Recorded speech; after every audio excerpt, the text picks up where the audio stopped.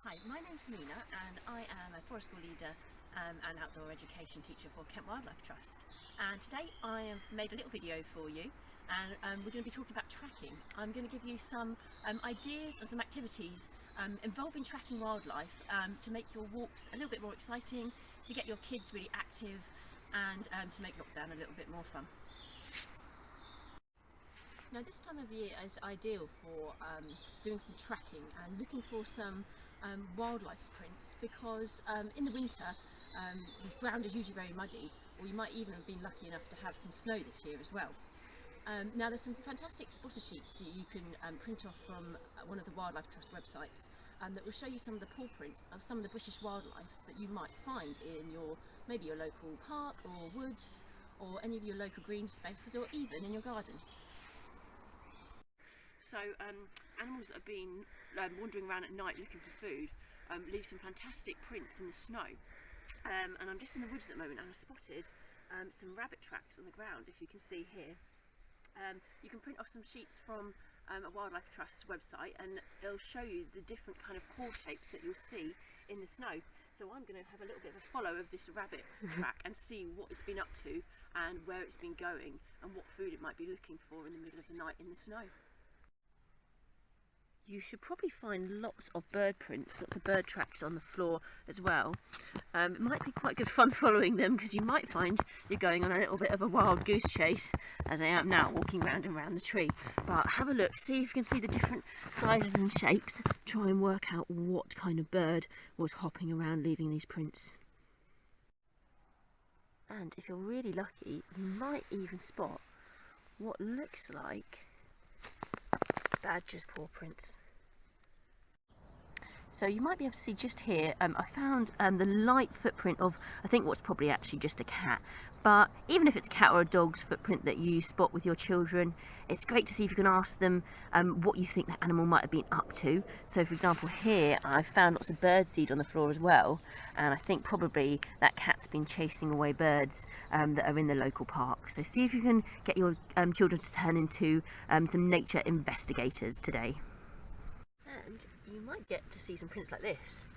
They'll be pretty obvious in the mud at the moment. Can you tell what it is? Yeah, that's it. It's the hoof of a horse that's been walking through the mud. And if you really are struggling to find any footprints at all, another thing you can have a go doing is sprinkling a little bit of flour.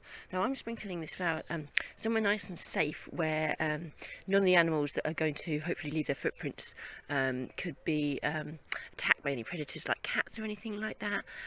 It's a bird table, so I can put some birdseed on there in a little bit, and hopefully when the birds hop along, you see their little footprints left in the flour. It's important to keep the flour nice and dry if it's somewhere like that, so it doesn't get too stuck to their feet.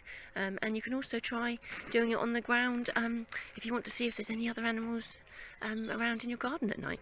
Now, don't worry if you're not too sure on what you think the different animal paw prints might look like that you could find on your next walk, because you can go on the Wildlife Trust website and you can have a look at some pictures that they've put up of the different shape and size of the paw, and they give you some advice on how to identify them. And then you can print off one of the ID sheets from the internet and take it with you on your next walk, and that will hopefully make you feel a lot more confident about identifying some of the footprints that you might see. And don't worry if you can't find any tracks of other wildlife. You could always look out for human tracks to see if you can work out who it was who was walking along. Were they a man, were they a woman, were they old or young? And you look for vehicle tracks as well. So on the ground here I've spotted some bike tracks. You can see they've been slipping and sliding through the mud. Now, it's not just footprints that you can use to look out for if you're trying to track some wildlife. There are a few other kinds of animals that might leave some obvious signs that they're around and about. And as you can see, I've just spotted a whole field of molehills. So I think there's probably more than one making a few tunnels underground.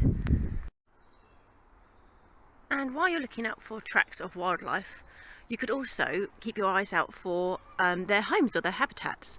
So for example, the trees are really bare of leaves at the moment, and it's a fantastic time to look for birds' nests or even squirrel drays like the one that I've spotted here.